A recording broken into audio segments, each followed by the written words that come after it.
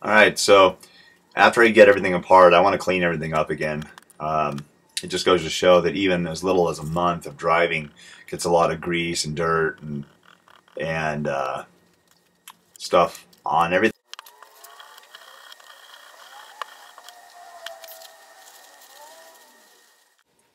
Alright, so at this point I decided not to rebuild the whole starter. Most of the parts looked really good. It's just the brushes were completely worn out. So I opted to just replace the brushes. The brush assembly comes with a retaining ring holding the brushes in place. Now this is how simple it is to get to install. Now the orientation of how the brush assembly kit sits on the black housing there is fairly important. There's the big rubber spacer which holds the wires in place. There's also a couple of the little notches you have to fine tune and tweak to get everything to line up just right. I had a little bit of trouble with this because I wasn't paying a ton of attention when I took it apart, but it still worked out alright. It's just going to be trial and error. The screw holes line up fairly easily. You know, once you get that lined up, then it's just a matter of there's a couple little notches on the housing to line up. Alright, this part here took well, this is about 20 minutes of footage that I sped up 800%, so it's only 2.5 minutes.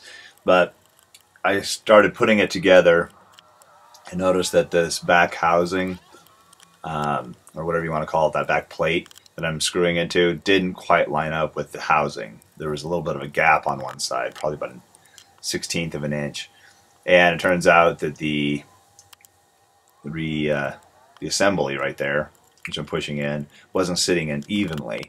So I had to readjust it repeatedly, pulling it out, trying to get it tweaked. And it turns out that there's a couple little notches you need to line up.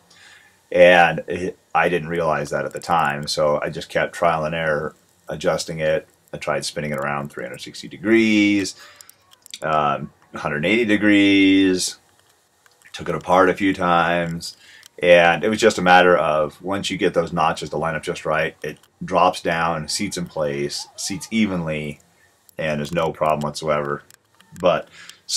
And I don't know why I didn't think of this. This is what I do at work when I have to take a motor apart, is if you put a black mark before you take anything apart, you know, there's a seam, take a Sharpie or a marker and draw a line connecting both halves.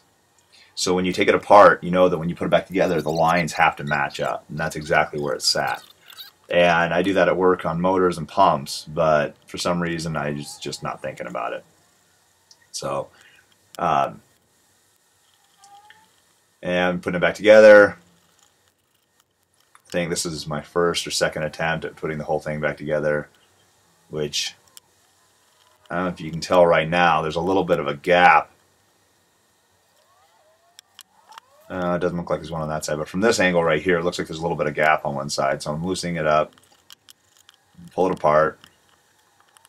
Got to get the gears to line up. Oh, the spindle that shoots out, you got to make sure it's lined up, and there's a little retaining ring. So I add a little bit of Pro 21 to lubricate it, which is awesome lubrication. Put the whole thing back together again.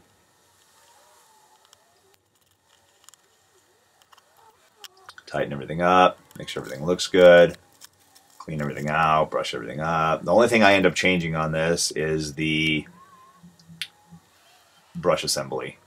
Put some more grease in there, and that's it. Thanks for watching. Please subscribe. And after this, I just put it back in the car and it ran.